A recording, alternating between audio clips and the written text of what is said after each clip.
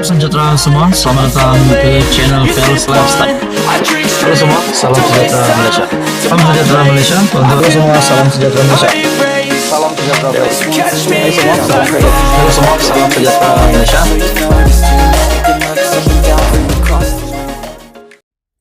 Halo semua, salam sejahtera Malaysia. Tuan-tuan dan puan yang amat dihormati, satu pendedahan berkaitan dana ratusan juta yang hilang akibat daripada kegagalan pada tahun 2022 disebabkan laporan audit tahun 2022 yang telah membuktikan ataupun telah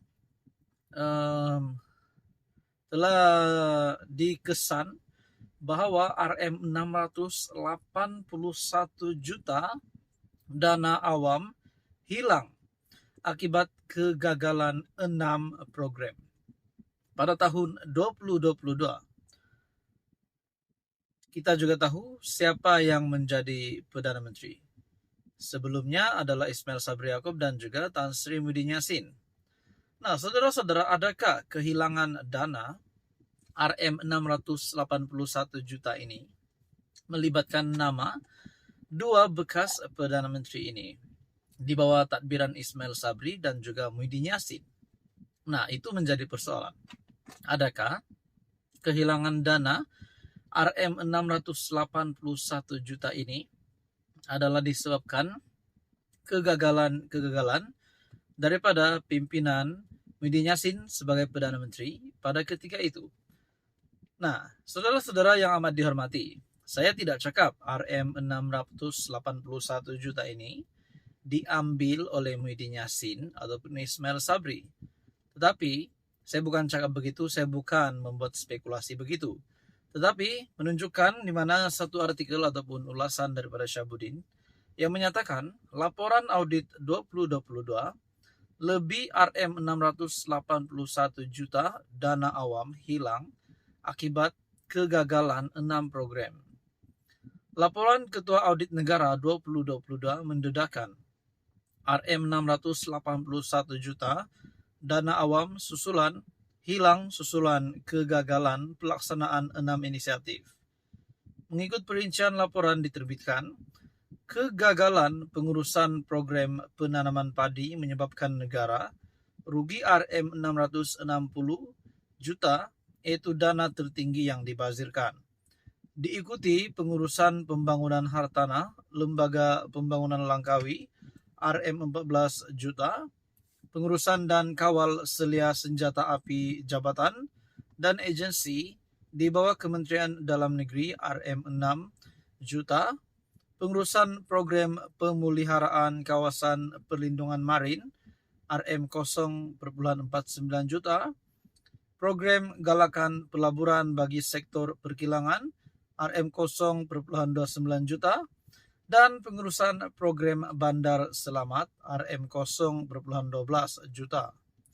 LKN 2022 juga mendedahkan sebanyak RM21.35 juta pembaziran dana awam meliputi 3 program, yaitu pengurusan pekerja asing bersepadu dan sistem pengurusan berpusat pekerja asing sebanyak RM19.39 juta, pengurusan program pemeliharaan kawasan perlindungan marin RM1.04 juta, dan pengurusan program memperkasakan kapasiti, kebolehan dan daya saing industri pembinaan RM0.92 juta. Sementara itu, 2 program dikesan tidak melaksanakan pembayaran secara teratur, yaitu pengurusan program podium sukan elit RM147 juta dan pengurusan program memperkasakan kapasiti, kebolehan dan daya saing industri pembinaan RM0.05 juta. Nah, saudara-saudara, tuan-tuan dan puan, apa komen Anda berkaitan dengan isu ini, berkaitan dengan artikel ini, di mana menyatakan laporan Ketua Audit 2022 lebih RM681 juta dana awam hilang akibat kegagalan 6 program. Bagi saya ini pasti satu kejutan baru untuk kepimpinan politik Malaysia. Apa komen Anda? Teruskan bersama di dalam channel ini untuk info yang seterusnya. Mohon bantu channel ini dengan menekan butang like, share, dan juga subscribe. Tonton Bapak yang amat dihormati, saudara-saudara semua yang menonton video ini, saya yakin Anda juga sudah pasti mengetahui berkenaan dengan satu tinjauan ataupun rating daripada Merdeka Center, di mana tinjauan tersebut mengambil satu mungkin undian, yaitu peratusan dikira berkaitan dengan pentadbiran Datuk Seri Anwar Ibrahim sebagai Perdana Menteri Malaysia sebagai pemimpin kerajaan perpaduan. Nah, di dalam tinjauan tersebut menunjukkan rating Datuk Seri Anwar Ibrahim menurun. Seperti yang dikongsikan di dalam satu artikel daripada Syabuddin Husin, apa sudah jadi tinjauan Merdeka Center tunjuk rating Anwar menurun. Nah, tonton dan puan yang amat dihormati, kita juga tahu sudah setahun Datuk Seri Anwar Ibrahim menjadi Perdana Menteri Malaysia yang ke-10. Nah, persoalan yang timbul, adakah rating yang dikongsikan ataupun tinjauan daripada Merdeka Center itu kita boleh guna pakai ataupun kita boleh simpulkan untuk keseluruhan pentadbiran Datuk Seri Anwar Ibrahim? Adakah seluruh rakyat Malaysia sudah mengambil tempat untuk mengundi juga di dalam tinjauan yang dibuat oleh Merdeka Center? Nah, tuan-tuan dan puan, mungkinkah ada persoalan yang timbul selepas ini? Adakah Datuk Seri Anwar Ibrahim akan hilang sokongan? Adakah Datuk Seri Anwar Ibrahim akan meletakkan jawatan, akan melepaskan jawatan?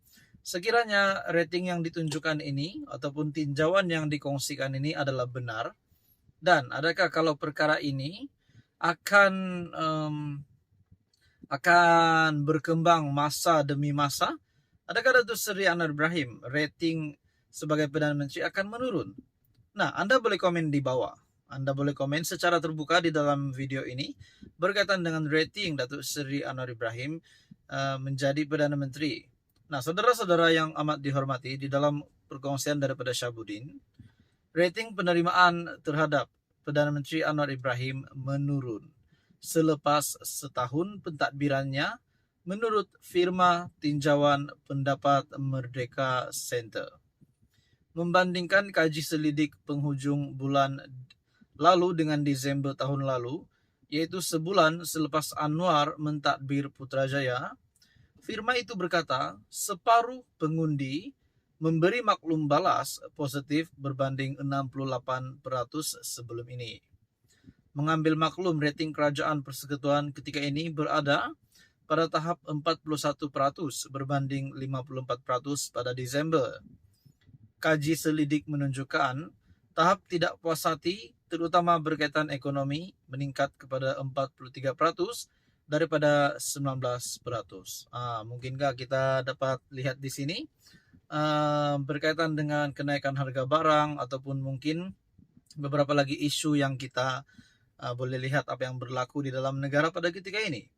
Tetapi saudara-saudara, yang kita tahu, kalau ada yang kata selepas rating Datuk Seri Anwar Ibrahim menurun, adakah beliau akan meletakkan jawatan? Relevankah beliau untuk melepaskan jawatan? Bagi saya tidak relevan, disebabkan ini baru tahun pertama Datuk Seri Anwar Ibrahim menjadi Perdana Menteri. Kita boleh kira pada pilihan raya umum ke-16 lebih kurang 4 tahun lagi ataupun 3 tahun lebih, yaitu pada 2027. Barulah relevan untuk Datuk Seri Anwar Ibrahim mengundurkan diri ataupun bertanding semula, mengekalkan semula status beliau sebagai Perdana Menteri. Nah, tuan-tuan dan puan yang amat dihormati, apa komen Anda berkaitan dengan tinjauan daripada Merdeka Center? Sekian saja, teruskan bersama di dalam channel ini untuk info yang seterusnya.